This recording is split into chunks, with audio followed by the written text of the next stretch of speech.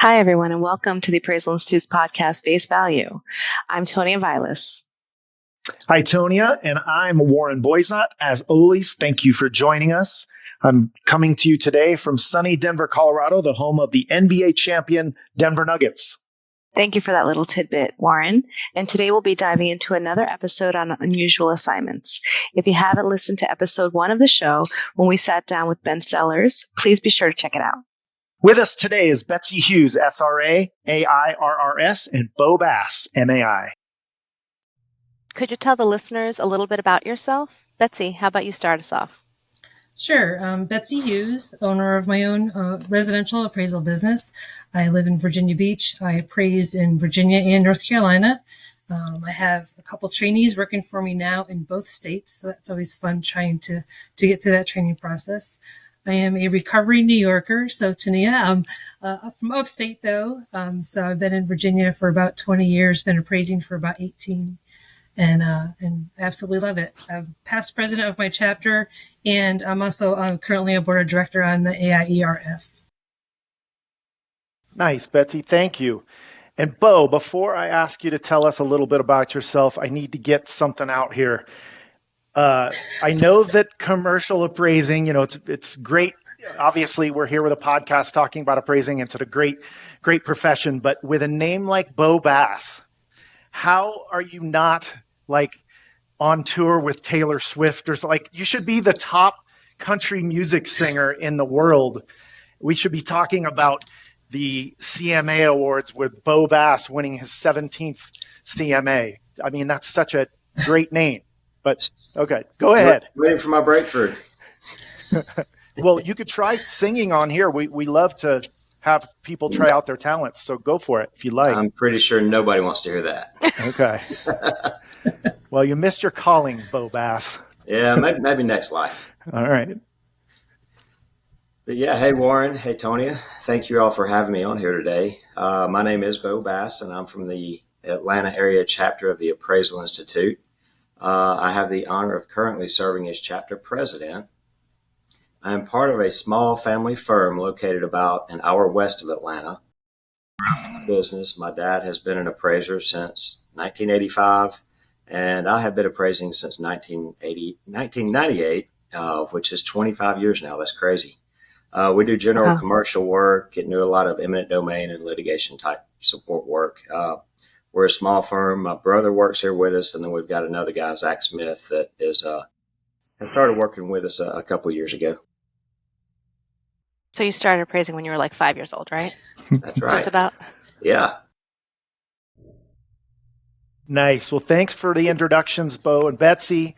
Like Tonia mentioned earlier, we've talked about unusual assignments on the show before, but as appraisers, we've all likely seen some interesting things while in the field. So let's start sharing some of those stories. And being the residential guy, I'm going to start with the residential person on the call. Betsy, anything that jumps out at you? He's already showing favoritism, Bo. Don't worry, I got you. That's right. Hey, us residentials, we need to stay together. Come on. I get it. First. That's right. That's right. So I was thinking about this, and I was trying to come up with something unique. And again, where we're located. So I'm in southern, Virginia Beach is southern Virginia. So we have all the beach properties, but then we also have a lot of rural properties as well. We have all different types of waterways around here. But then also appraising in North Carolina, I do the northeastern section of North Carolina. So I have the Outer Banks. So we have a lot of beach properties and some rural areas when you get into Currituck County. So we have a whole gamut of properties that we can appraise. So it actually makes the job interesting because you're not necessarily looking at the same type of property all the time. But the thing that was really sticking out in my mind when I was thinking of what to talk about was I would say back in 2021, when we were in our COVID situation, the market was booming down here, especially in Outer Banks. The second home market was just exploding. Again, people had all this money. They were not going anywhere to spend it. And so they were deciding to invest it into beach homes. And there was this one section of Outer Banks, it's like the premier homes where they're very large homes. They're high end, great construction quality. And they were basically, I want to say we broke the MLS with the highest sale back in April of 2021, and it's only gone up since then. So I remember we were struggling to find some comps for this house. There were actually two of us had to do it because it was such a high dollar amount. But, it started at a 5.6 million house, which again was the highest at that point. And now the MLS has just taken off since then. So that was a very interesting one, is just try to justify that price. And we were able to do it. And it's like I said, the market's just taken off since then. So Outer Banks has been very happy with their home sales, and they haven't gone down yet. So that's a good thing. Wow. Bo, how about you? Do you want to talk to us a little bit about some fun commercial property you've appraised? I'll talk to you about one of the most interesting inspections we had, and I guess it was one of the most interesting appraisals we performed. So back in, I think, 2013, we were hired to do an appraisal on a 4,000-acre parcel in Camden County, Georgia. Camden County is along the Georgia coast between Savannah, Georgia, and Jacksonville, Florida. This 4,000 acres was a potential site for a spaceport. SpaceX was initially behind this venture. It was an ideal site because it was located just off I-95 next to the Atlantic Ocean and surrounded by a large undeveloped zone. The site had an extensive history going back to the Revolutionary War. A Revolutionary War soldier had became his homestead, and he built his plantation there. The family cemetery was there, and during our inspection, we still saw remains of both of those in place.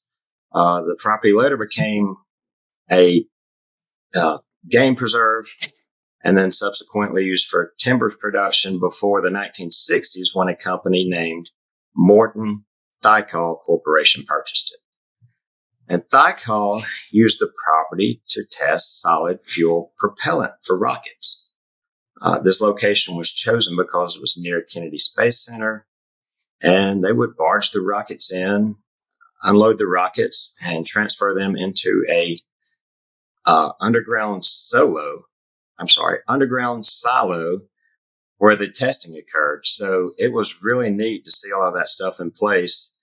But in the 1970s, they ended up selling the site to a company called Union Carbide. They're a subsidiary of Dow Company, and they produced pesticides on that property for 20 years. The site is also located next to a Bayer site that we used to create an insecticide called Termix. So back then, there weren't many EPA regulations. Eventually, I think in the mid-1980s, both sites got shut down. It was highly contaminated. There were probably 20 to 25 acres they would not even let us walk on because it had not passed any type of environmental. That's scary. It's very scary. Outside of the contamination issues, it was really a beautiful tract. About 1,500 acres was upland, and the balance in saltwater marsh. Had a lot of frontage along the Satilla River, which is a really pretty wide, appealing river that separates the mainland from the marsh.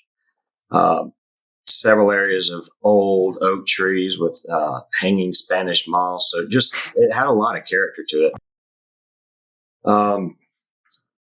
But yeah, they had a phase 1 complete on most of the site, and apparently that had passed, but the Dow Chemical company property manager said that residential development would never be able to occur on that site.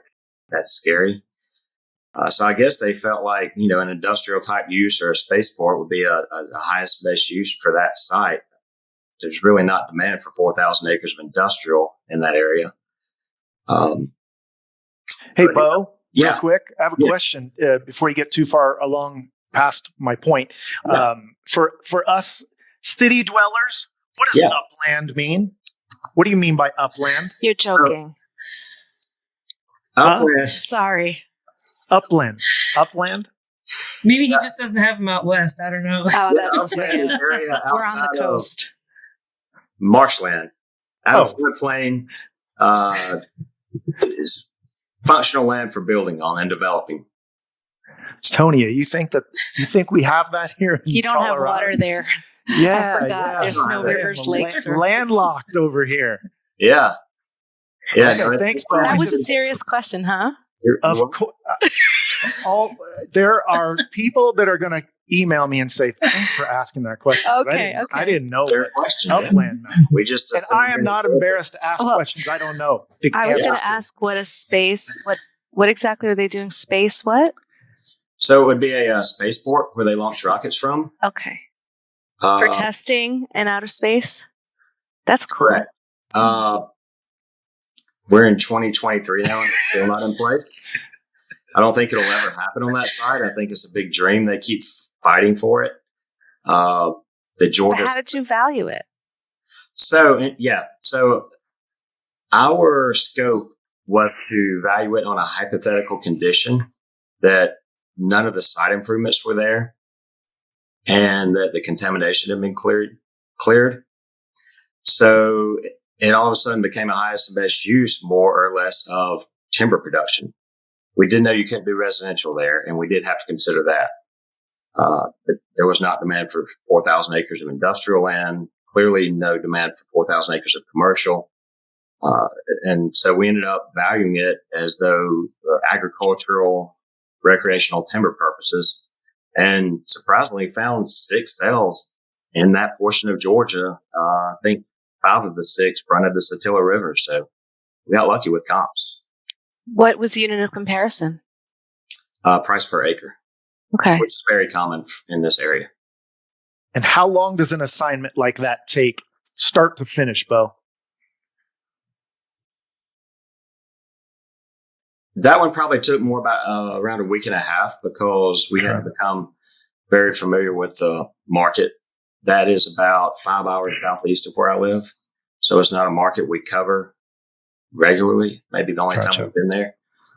Been there for vacation, not specifically to this site, but to that part of the Georgia coast. So somewhat familiar with it, but did need to become more educated on the real estate market there to make sure we pass the competency requirement. Warren, do they have marshland in Colorado? If they do, it's not anywhere near me or anywhere that I appraise. No, no. We do. You guys have floodplain with your rivers out there? Yeah, that can come up. Sure. Yeah. But I'm surrounded by big buildings around here. I know cement. That's what I know, Tonia. You too. Yeah. But I'm surrounded by water. Well, that's true too. Yeah, we're on an island. Several islands around here. Mm-hmm. Why don't you tell us a little bit about 1 of 2 of your assignments? Oh. So why don't we talk about swamps? I had to work on a swamp site that was going to be used for sanitation garage facility where they do repairs and cleaning of sanitation trucks, because they have to get cleaned every so often. But literally, it was swamp. And in New York, in the outer boroughs, not the Outer Banks, but the outer boroughs like Queens and Brooklyn, we have a lot of swamp. So it's, all built up around it. There's a little like river going around it, a contaminated site, pilings need to be put in.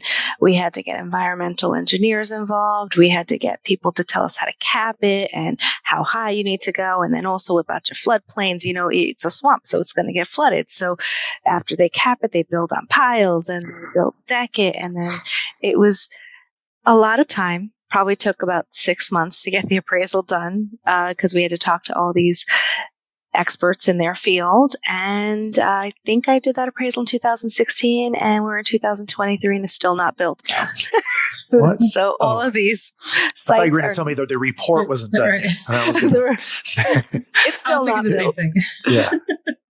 So, Tonia, a question on do you have to deal with Army Corps of Engineers when you are? Yeah, that's one of the issues that we have to deal with too here. Yeah, we're doing a lot of seawalls in New York because of all the flooding and all the hurricanes that have been, that once every 100 years that happened 3 times in a row, which Colorado's not going to get hit with that, but I'm sure Virginia has been impacted. So, Betsy, why don't you tell us a little bit about working with the Army Corps? It's fun, right? It definitely delays anything that you want to do. So, so they do, even homeowners have to deal with this when they're trying to put a bulkhead in on their property, or dredging is going to happen on some of the waterways around here. So, yeah, personally, I have not ever had to deal with the Army Corps, but I hear the horror stories from the homeowners with, the process of what it takes to even just get these permits and have to have surveys done and all that in order to even do. A lot of the times it's just to save their property line because it's just washing away. So dredging has become a big thing around here, just to keep the depth of our waterways so that you can use them for recreational purposes, or even like our beaches. We do dredging at the beaches, just to nourish. It's actually, the beach replenishment. So we pull the sand back out that gets washed out to sea, and then we replenish our beaches with that just to keep them wide and keep a barrier to save the waterfront properties. So it's always a challenge when you're working with those government entities. So. Hey, I resent that. I work with a government. I know.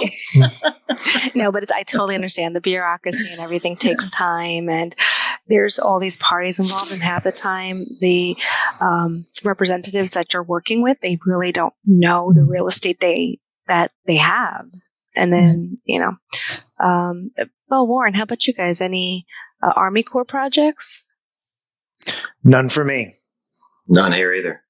Are those easement type projects or fee simple? They could be both. Yeah. Okay. Yeah, they could be both. They sometimes want easements in order for flooding. Mm-hmm. So you might have to not be able to build on a certain portion of your site. So they create an easement where water will pool in case of flooding. And this way it secures the rest of the neighborhood. Right now, I guess they're just trying to reduce the damage to homes, because during some of the most, you saw last year we had Florida was really, really heavy hit in the Gulf, and they're trying to reduce the impact of these natural disasters that keep happening more and more often. Yeah, true. Why don't we lighten the mood up? Warren, your turn. Perfect segue. Thank you. So, when I first started as an apprentice in '97, my mentor at the time told me, when we're driving down a street and you see a house that you don't ever want to appraise because it's going to be a pain, don't look at it. Don't speak of it. It's kind of like treating in baseball, like if a pitcher is throwing a no-hitter in the seventh inning, you don't go up and say, "Hey man, good job. You're throwing a no-hitter." It's an unwritten etiquette rule. So we always say, don't look or even speak of that house right there. And what did you otherwise, well, you just turn away. Don't even look at the address, because it will inevitably end up in order. So I mentioned that because from the residential side, a lot of times, I'll do my research ahead of time. This is, by the way, I had a career prior to the Appraisal Institute where, I was the appraiser for 13 years or so, and I would try and take the easy way out. If I had an unusual assignment, I would just avoid it.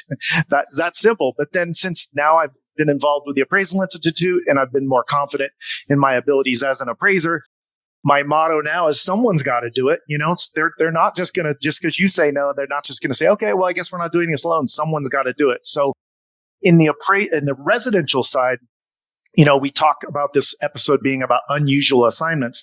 An unusual assignment for a residential real estate appraiser can be not necessarily, the outward look of it or the physical characteristics, but let's say there's just a lack of comps. I think, Betsy, you talked about that.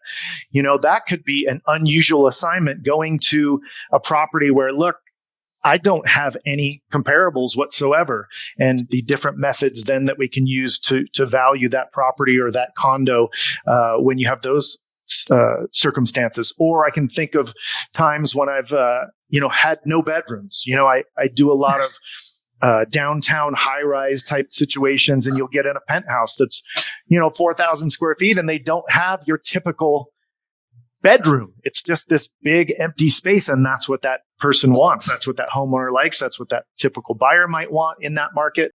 I think of stigmatized properties. You guys may have seen in the news that in Boulder, Colorado, the JonBenet Ramsey house just went back on the market. Things like that can be very unusual assignments if that buyer happens to need a loan. But there's a lot of things that qualify for unusual rather than just, I feel like sometimes on the commercial side, you guys definitely have those stories that you've already told about those unusual assignments, but an unusual assignment for a residential appraiser can be a little different. So. Okay, Warren, so have you ever appraised a residential firehouse? No, but that would be... That is one of mine. So yeah. I guess I could have let off with that one. So yeah, this was actually in the Outer Banks. It's historical firehouse, and it still had the original. It was basically still looked original, but downstairs it had the whole, open garage area, and then upstairs it was just the one big main room, and then they put a wall up and made an area for a kitchen, which really is kind of like a makeshift kitchen, and then an area for what would be considered a bedroom, and one bath. And yeah, that was my nightmare of an assignment. So. Did you have any condos, like in-town condos you could compare it to that were in No. This is a little tiny town down in Outer Banks. And it was, I can't remember how old the firehouse was, but it was the original firehouse. So from like the 1800s. Was it landmarked? Yes. Yep. On the historical register. It's downtown, so it's within walking area. So I could consider it a one bedroom, but then I had to try to find another one bedroom house, which wasn't that difficult, but trying to get in the same walking area of the downtown, this little tiny area. It was a nightmare. It was an absolute nightmare. And it actually was getting shopped around. And I don't know, on the commercial side, Warren, you know what I'm talking about, when lenders are shopping appraisers to see who's going to give them their quote in turn time. I saw that one come through several times from different AMCs trying to find an appraiser that would take it. So I became the sucker on that one. When an assignment comes to you for bid and then it goes away and then it comes back again. Oh, what about it? Did someone not like and turn it back over? Yeah. That's when your fee goes up a couple $100. Yeah. Tonia, I was going to ask you about the firehouse thing. I've heard, never seen, but heard, and I'm sure you've seen. I'm looking it up. In New York City, there are the old firehouses that have like the stable out back where the horses used to be. Yeah. And I know that only because I know Anderson Cooper lives in one of them. Yeah. Over there in the west west side. Refurbished firehouse that the horses had to go somewhere. So right in the middle of town, you'll have something like that. There's probably not many of them, but I just read about it. I just pulled up the a condo that was built inside the Ghostbusters firehouse. That sold in 2022 for $2.75 million. So when she said firehouse, I remember walking by. So I didn't do the appraisal, but we wander around and look up and just see what's going on. We're like, oh, this is the Ghostbusters firehouse. So that one, I just pulled it up. But where specifically is that, Tonia? That's in Tribeca on North Moore Street. Okay. If anyone wants to Google it, and I believe that's where it is. That was my point, is to get people to, this is interactive. But exactly. You were talking about the horse stables, right? Yeah. Yeah. I think they're by Central Park. And let me just. And Tonia, you're not looking it up right now. Our staff of 100 on the Face Value podcast is looking it up for you. There were a few, but there's a cool one. I wish we could share on this.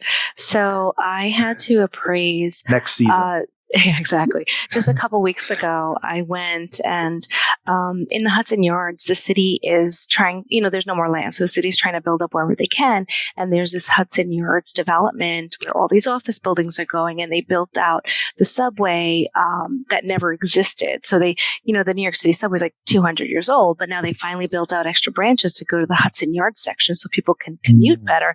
And now there's increasing residential development, more hotels, more office buildings, a lot of loft spaces. And as I'm taking a picture of my site, this guy's like, you can't park there. And I'm like, oh, I'm going to move. Don't worry. I look up and I realize it was the horse stables. So it's where they keep the horses that travel around Central Park. And I was like, I'm going to stay here. I'm going to take pictures of the horse like the horses and the carriages. As each one passed, I just took a new picture because I was like, this is amazing. But it looks like a firehouse. Yeah. Like the structure itself is like a 3-story structure. So I guess they walk the horses up and they have stables upstairs, which I thought was like horse stables should be on the ground. But it was amazing. And I was like, oh, now I found it. And now I know where to take tourists when they come into town. Nice. Nice. Betsy, speaking of unusual, on any assignments, have you had any pretty severe hoarding situations? Oh my gosh. Yes. They are the worst. And unfortunately, most of them were for reverse mortgages because it's an old, someone that's been in their house for 50 years. They have all this equity and now they're at a point where they kind of need an income because they're on a fixed income to begin with. I've seen some horror stories on when it comes to those. Luckily, I don't do a whole lot of those reverse mortgage appraisals anymore. But and it's sad because you feel bad for the people, but you can't really do anything about it. You just got to try to make your way around the house and squeeze in the little tiny walkways that they leave. And unfortunately, most of the time in those cases, it's usually rodent infested too, because obviously they're not cleaning their house. And it's sad and it's unfortunate that people do sometimes have to live like that. But we do what we can with a smile on our face and be the nicest that we can be, and do, hopefully the reverse mortgage is going to help them in their situations. So. In 26, 27 years of being an appraiser, I think in the first 20 of those years, I probably saw 2 hoarding situations. And in the last 5 to 6, I've seen probably 10 to 15. I feel like it's a newer problem or newer issue. For I don't know why that would be, but it's just something I didn't see as much in the bulk of my career until the last 5 years or so.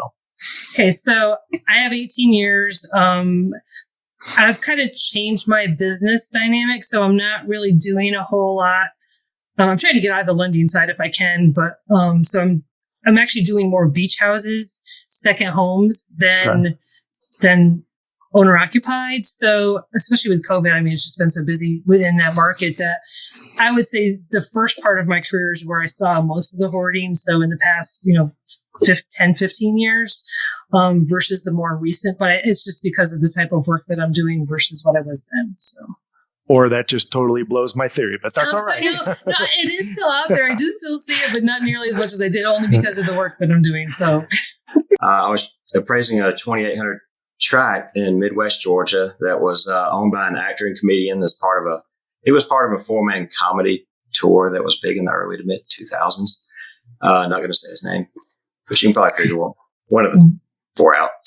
Anyhow, he lived on the north side of Atlanta, but had this recreational tract south of Atlanta that he used for hunting and fishing. Had a nice house, really cool octagonal shape, 2-story lodge for his friends to stay at when they came to hunt. And he was going to put half of this land in a permanent conservation easement. So we got hired to do the appraisal on that. For those who are not familiar with permanent conservation easement appraisals, you look at the highest and best use of the property before it is placed in the easement, as is market value.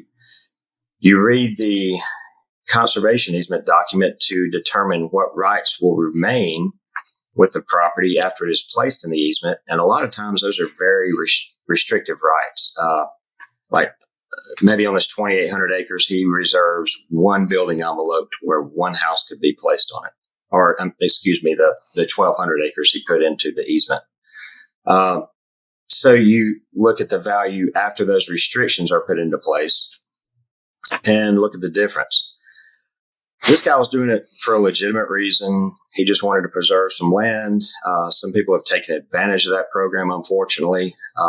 When we get into those, we generally try to consult with the clients when we have a general idea of what the before and after values will be. And if they're not happy with it, we just stop then. We're not going to make something fictitious up just so they get a great tax break. But Anyhow, we were out there on the property doing the inspection. The farmhand was driving us around the property, and we forded a creek. We were in his truck and we drove through the creek, and I asked him to please stop so I could step out and take some pictures of this beautiful creek. So I am hopping along rocks to find a great vantage point to shoot a photograph. And all of a sudden I hear a hiss. I ran the fastest 40-yard dash ever back to that truck. He gets out laughing at me, and he's like, come on, let's go look at it. And we go out there, and it was a nice sized water moccasin that was ready to strike. Yeah. So after that, I bought snake boots, and I wear snake boots when I inspect days. Nice. So that's my animal story. Yeah, we don't have those. Lucky. Maybe in Florida. We do. No, we got them here. We have them here. So. Well, he had warned me earlier of rattlesnakes on the property, and I'm like, okay, I'll watch out for them. And I should have known better, but it was exciting. How about anybody combative situations, combative client, or not client, but homeowner or agent or anything like that stands out? Oh, I guess Warren must have a story then. So I go to this house that I'm told is vacant.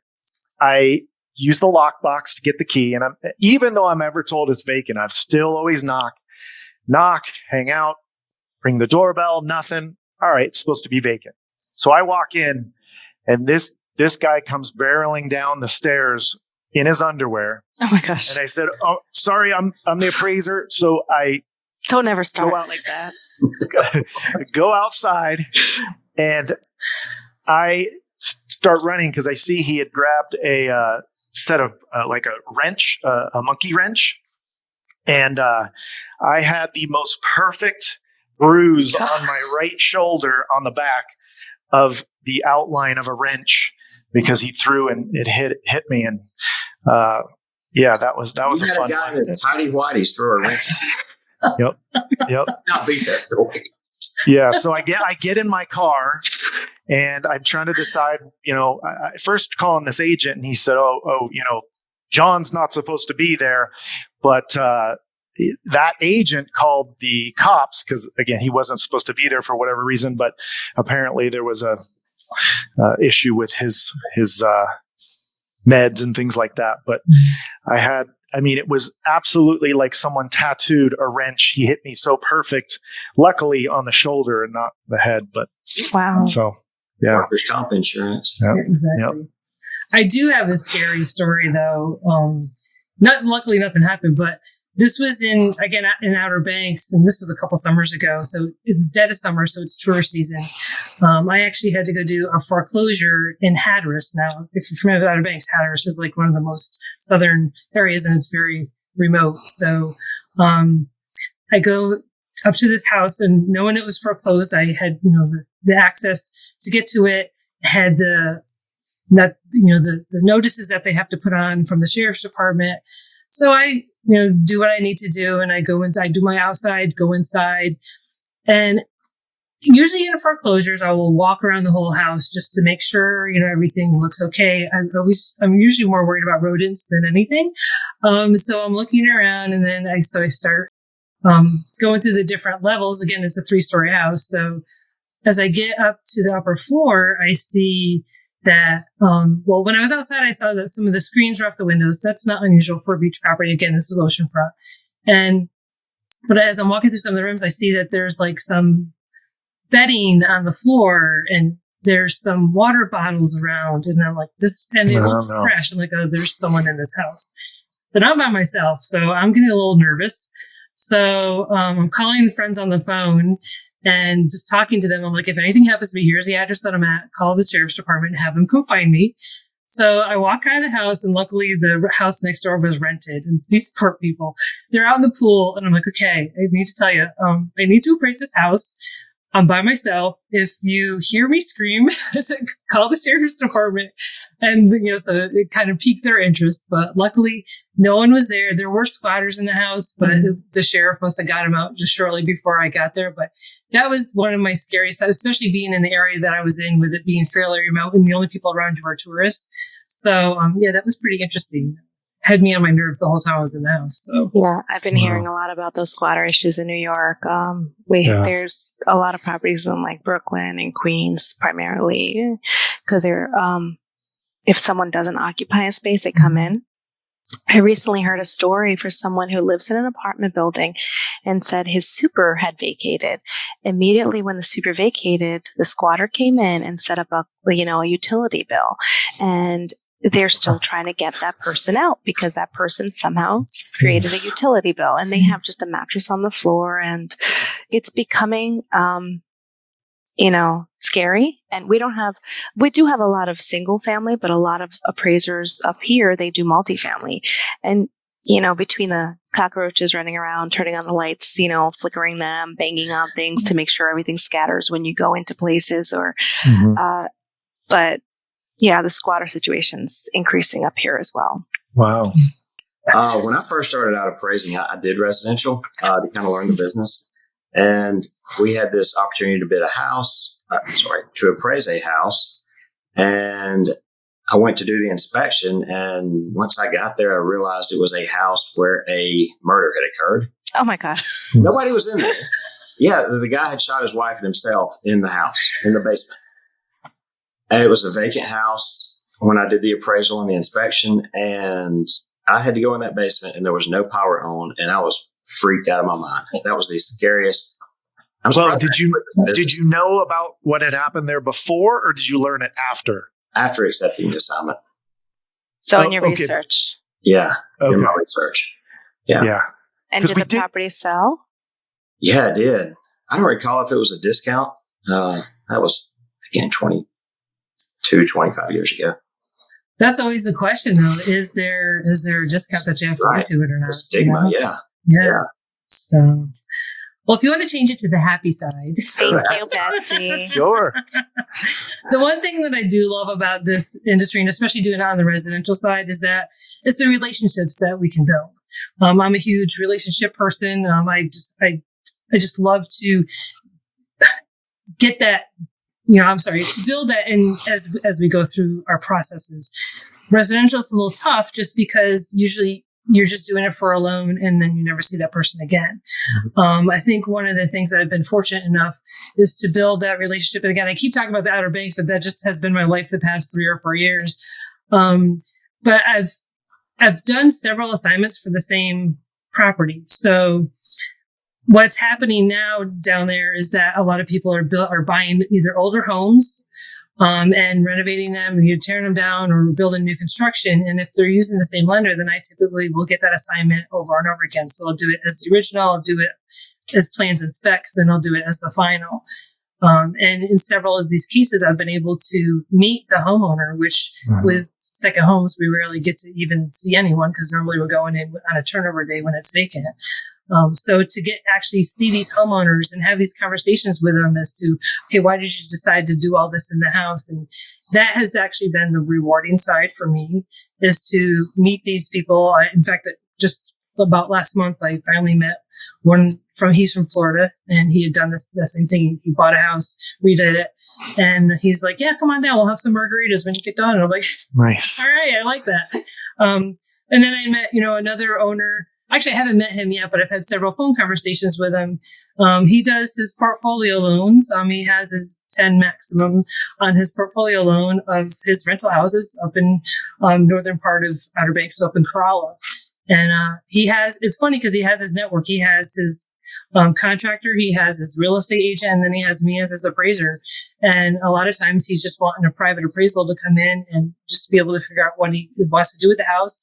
And then with the lender that he works with, I do most of their stuff down there too. And so it's nice because we see the repeat business through the same owner, and it's just cool to build those relationships.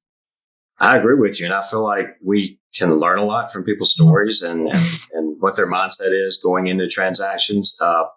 verifying sales with brokers and building those relationships has really resulted in a lot of work for us. And again, they like to talk to you. So those relationships, I agree, are invaluable. Yeah. Yeah, Betsy, I agree with you too. One of my favorite parts of my job is doing a plans and specs appraisal. Let's say I'm going out today and the lot that I'm there to appraise is, knee-high weeds and a chain link fence. And then you just kind of forget about it and go on with your life. And then 2 years later, you'll get hey, it's time to do the final. And you go out and there's actually something there. And to get to tour what just at one point was plans on a piece of paper is pretty awesome. Yep, it is. Yeah, on the commercial side, also seeing the same thing, seeing the developments go up. Like right now, we have a lot of logistics centers going up in New York. I guess there's a lot of trying to move things from point A to point B. And, the other day I was just driving down the highway. I look up, I'm like, wow, there's another huge logistics center. And who's going to be there? Is it going to be another Amazon, FedEx, or is it going to be some other type of user? So it's nice to see change and see the progress and watch it as it goes. So. I agree. We're starting to see a lot of those that were pre-leased during construction are now spec buildings complete and sitting there waiting for a tenant. So they were pre-leased and the tenants backed out? No, for years we saw a lot that were pre-leased. And so by the time the construction was complete, they were occupied. But now in Atlanta, some of the ones that are being completed still do not have a tenant lined up. So it's all. Yeah, we've seen that too. That's why I was amazed the other day when I saw a new one going up, because a lot of, Amazon came in and took up a lot of our buildings, a lot of our prime industrial real estate. And, during the pandemic, they were just booming, but now they don't need it as much because people decide, hey, I don't need to spend the $5 extra on that item when I could just go around the corner and pick it up myself. Yeah. So we're seeing a lot of that happening again. So they're losing some of their market power. So a lot of those are becoming vacant and, future mega churches. Mega church? I don't know what goes in these buildings. I don't know if they have them up in New York City. I don't know what a mega church is. What's that Halloween store? What's that Halloween store? Spirit something. Spirit. Yeah, they turn into those. One month. Yeah. Seasonal. I can talk about one that, I love the whole high efficiency homes and the green building and all that stuff. And I actually have a friend here. She's a trained architect, but she's gone into the building side of it, and she tries to do the high efficiency building. And she was born and raised here. Her father was actually an architect, and he had built a Frank Lloyd Wright type home up on the northern part of Virginia Beach here. And over the years, he had added a little cottage. She actually had 2 lots up there, so he put a little cottage on the other one. Well, she inherited them, and she had retrofitted the older property. It's a concrete home with the flat roofs, and so she had added solar to it and did some updates in it, added some of the high efficiency things to it, and did like the rain barrels and all that. And then she decided that she was going to take the little cottage and turn that into a passive solar net zero home. And so I actually got to witness her building this. And then I did appraisals for her pre-build, and then as she was building it, and then afterwards. And to me, that was like one of the most exciting things, is to see all the pieces that she was putting into this home to make it as passive and as net zero as she possibly could. And I think she has actually got to a net zero on it, but that was I loved it. I was in my glory doing that for her. So it was do you see a lot more solar panels being installed on homes? Yeah. So this is our nightmare in the area. So solar has come in pretty hot and heavy. Although the problem is I understand that we can actually value these, but the problem is we don't have enough appraisers who are willing to learn how to value them. And they're not being marketed on the realtor side. And so the lenders aren't pushing to get a competent appraiser to come and appraise them. So we have quite a bit of solar here.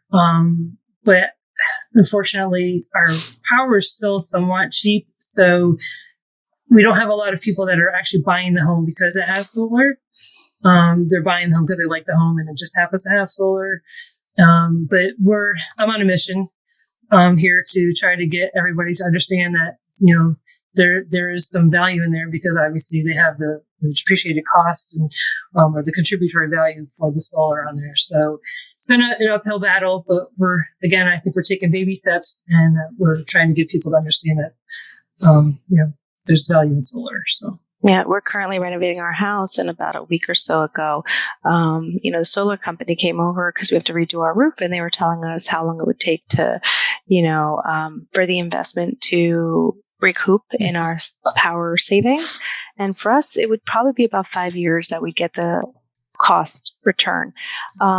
But New York State and New York City are now offering high incentives where the cost of the roof would decrease. Like they would give you credits upwards of like 50 to 75% of all your costs. So it might, with the government pushing for such incentives, it looks like we're going to get a lot of it in our area.